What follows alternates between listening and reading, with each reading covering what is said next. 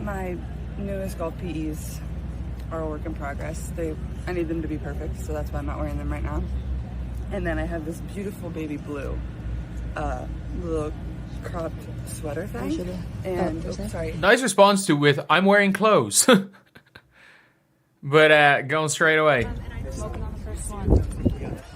Getting ready to start. And then obviously you've got two of her teammates in Sophie Cunningham and Lexie Hull acting as her caddies. And this is Caitlin Clark has returned to the golf course after an extended break from the sport.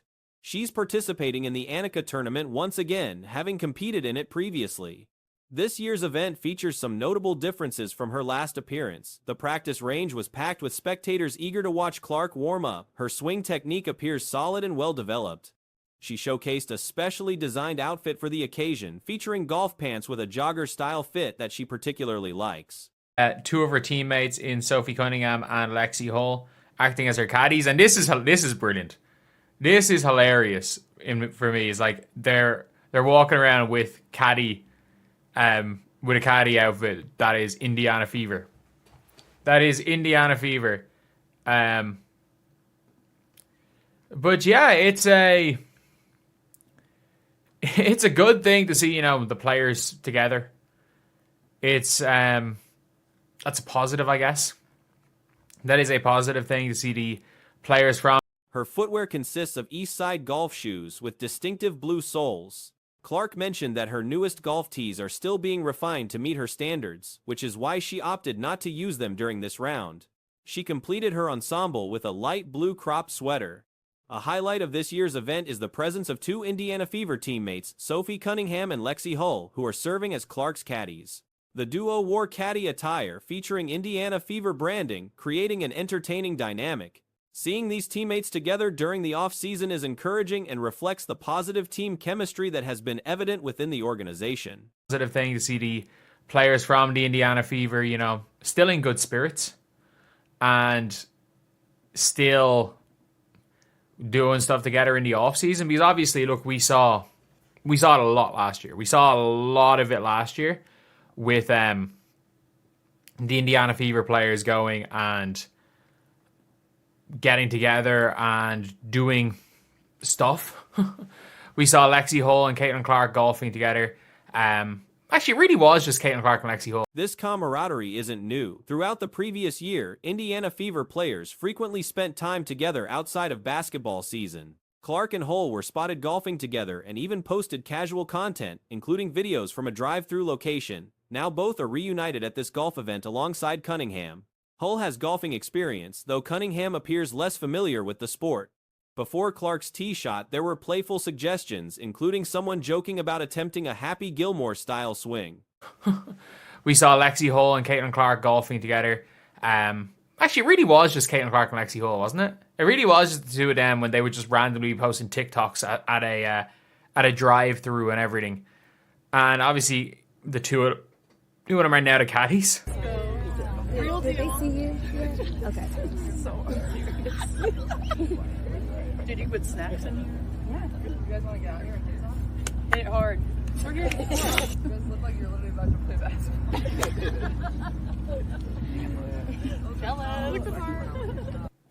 The hope was that Clark wouldn't accidentally hit any spectators, as had happened at a previous event.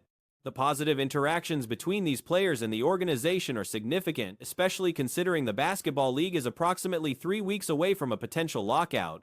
Once that occurs, players won't be seen wearing team-affiliated gear or participating in team-related activities. This appearance may also address speculation about Cunningham's future with the Fever. Her presence suggests she's maintaining connections with the team, though she could be keeping options open as a free agent while still hoping to return. The tournament organizers may have arranged television coverage this year. Yeah, I don't see Lexie Hull and Sophie Cunningham. Well, Lexie Hull plays golf. I don't think Sophie Cunningham has any idea about golf. She's any idea. Next up, Caitlin Okay, she's teeing off. Let's see. Clark. Woo! Do the Happy Gilmore. Run into it.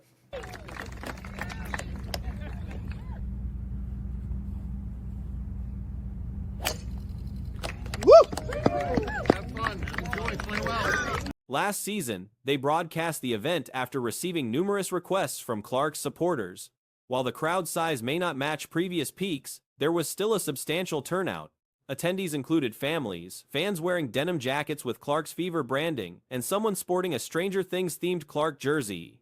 Indiana Fever supporters arrived early to witness Clark's second Pro-Am appearance. An interesting observation: it has been 120 days since Clark last competed in any sport. While the unrivaled basketball league will begin soon, Clark won't be participating in that competition. Have fun. Enjoy. Play well. Hopefully she didn't hit anybody this year. Hopefully she doesn't hit anyone. Where did it go? Oh, just as long as she doesn't hit anyone, it's all good. But like, that's one of the things where it's like, it is genuinely a positive thing to see these players still interacting with the organization. It's a positive thing to see the players still in good spirits, because let's be real. We are about 3 weeks away from... Team USA activities are roughly 4 months away, though it's unclear if any games are scheduled before then. Clark has endorsement deals with various brands, including Nelly Corda's line of golf tees and her own Kobe collaboration sneakers, which have gained popularity among NBA players. Seeing Clark back on the golf course in good spirits is positive, and there's hope that she'll enter the upcoming basketball season healthy and well prepared after a productive offseason. Physical fitness and proper rest should position her well for the challenges ahead. The presence of both Cunningham and Hull as caddies adds value to the event, transforming it from a single-player appearance into a broader Fever team showcase. Away from a lockout. And when that happens, we will not be seeing any players wearing anything Indiana, anything Fever related. And I mean, I think this kind of thankfully does put a stop to the whole Sophie Cunningham's definitely not going to be playing with the Fever talks. Maybe there was a situation. Maybe, you know, she's just trying to bargain. Or maybe there's no guarantee, so she's like, you know what, if there's no guarantee of me being a member of the Fever, I'm gonna act like I'm just completely a free agent even if I want to be back. Which is the right thing to do. Having 3 players from one of the more popular teams in the league increases interest significantly. The Indiana Fever has become one of the most followed basketball organizations in Indiana, rivaling even the Pacers in terms of popularity within the state. The crowd size at the event was notable, demonstrating that despite varying levels of personal interest in golf, many supporters are invested in following Clark's activities. The combination of 3 Fever players creates a team atmosphere that resonates with fans who continue to support the organization during the offseason.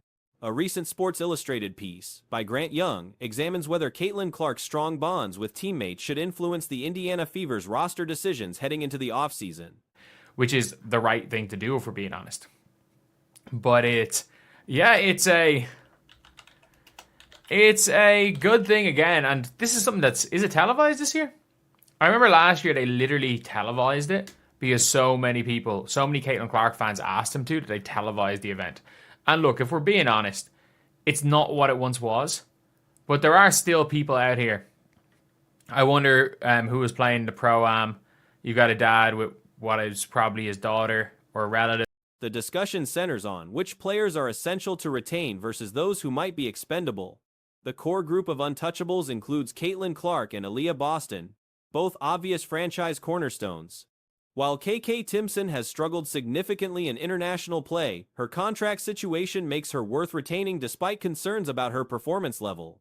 Kelsey Mitchell represents another must-keep player unless specific circumstances arise, such as Jackie Young expressing interest in joining the Fever only if Mitchell departs, or if acquiring Young requires trading a key piece like Corin. Otherwise, keeping Mitchell remains the preferred strategy. But only if Kelsey Mitchell goes, or the only way to get Jackie Young is a Corin trade. I wouldn't do that. I would keep Kelsey otherwise. But you want to keep these two. The thing is, I think Sophie's better than Lexie. Just my personal opinion. I like both of them. I think both Sophie Cunningham and Lexie Hull are both really good players. But if you're asking me who I think is the better player, who I think is harder to replace, it's Sophie Cunningham. Like, I think you can find a hustle player more than you can find an all-around. Regarding Sophie Cunningham and Lexie Hull, both bring valuable contributions, though Cunningham appears to be the superior talent. Finding hustle players like Hull proves easier than locating versatile glue guys like Cunningham. The WNBA notably lacks players who can fill that specific role, making Cunningham particularly valuable. Clark's connection with Cunningham and Hull became obvious throughout the season, especially for those following Hull and Clark's relationship over a longer period. The trio earned recognition as inseparable during the campaign, constantly seen together enjoying each other's company during downtime. I think is harder to replace. It's Sophie Cunningham. Like, I think you can find a hustle player more than you can find an all-around glue guy. There's not that many glue guys in the WNBA, which is really weird for some reason. But obviously, it says here, Fever fans are well aware Stargard Caitlin Clark's great relationship with coach Sophie Cunningham and Lexie Hull is made exceedingly apparent over the past year, and even longer the case with Clark and Hull. These three players earned the Trey nickname during the campaign because they always seemed to be at each other's side, giggling and laughing together whenever they got the opportunity. And while they didn't get the show, this connection turned into camaraderie in the basketball court much because Clark missed much of the season with injuries. Though Cunningham's injury limited their on-court chemistry display, glimpses showed the potential fun factor. Their bond was particularly evident on November 12th when Hull and Cunningham served as Clark's golf caddies. The event showcased more playful teasing and banter about golf skills than actual caddy assistance. Hull posted footage on TikTok showing Clark mishitting a shot, overlaid with the famous Masters theme music, captioned humorously about their next golf outing. Clark's response in the video highlighted the unfortunate timing of being recorded during a poor shot. This connection turned into camaraderie in the basketball court much because Clark missed much of the season with injuries. Fans got a glimpse of how much fun these three could have together. This is proven on November the 12th when Hull and Cunningham worked as Caitlin Clark's caddies. However, this trio seemed to spend more time teasing and ribbing each other about their respective golf exploits than they did in helping Caitlin Clark's handicap. One example of this is Hull posting a TikTok of Clark shanking a shot with the iconic Masters introduction movie music overlay on top of it, caption, "The Masters next at Caitlin, at Sophie, I can caddy." The next one new video. Cunningham's own golf struggles were noteworthy, as her swing mechanics looked solid but resulted in a mere 20-yard drive that nearly struck a spectator just 25 yards away, disappointing distance for a driver shot. The argument for re-signing both players should prioritize basketball merit over off-court friendships. The financial structure allows the Fever to retain Cunningham, Hull, Clark, Boston, and Mitchell while still adding a quality power forward. Running back most of the roster remains feasible. However, certain changes seem necessary. The next one new video, the one time you video me, you can't make it up the one time, Caitlin could be heard saying in the video. So yeah, like, look. And by the way, I don't understand how Sophie Cunningham hit the ball this badly. Like, this is a good looking stroke. This is a decent looking stroke here. And she hits the ball maybe 20 yards and hits someone in the face about 25 yards away. It looks like it would have gone further than that with a driver. But the Fever should see Clark's caddy chemistry as a sign to re-sign Hull and Cunningham. Natasha Howard shouldn't continue as a starter, though accepting her in a bench role is reasonable, not ideal, but acceptable. Howard likely commands substantial money, creating a financial puzzle. Cunningham's bargain contract and Hull's rookie deal provide flexibility, but acquiring a legitimate power forward means avoiding max-level commitments to Howard. As a bench contributor, Howard becomes affordable. If Cunningham, Hull, and Howard collectively earn 3/4 of a max contract, the math works. But the Fever should see Clark's caddy chemistry as a sign to re-sign Hull and Cunningham. I think they should do it for basketball reasons. Like, I actually agree with the premise of this. I absolutely agree with the premise that the Indiana Fever need to re-sign Sophie Cunningham and Lexie Hull. Like, they can afford to re-sign Sophie, Lexie, keep Caitlin, keep Aaliyah and Kelsey, and bring in a power forward. They can afford to re-sign. Like, they can afford to run it back. But for me, the players that I don't want them to run it back with are... With the max at $200,000, both Cunningham and Hull might accept $100,000 deals representing half a max salary. The challenge emerges when considering future max contracts could reach much higher figures, potentially requiring $500,000 discounts, creating an unrealistic expectation. Hull's restricted free agent status complicates matters. Unlike unrestricted players, she can negotiate with other teams.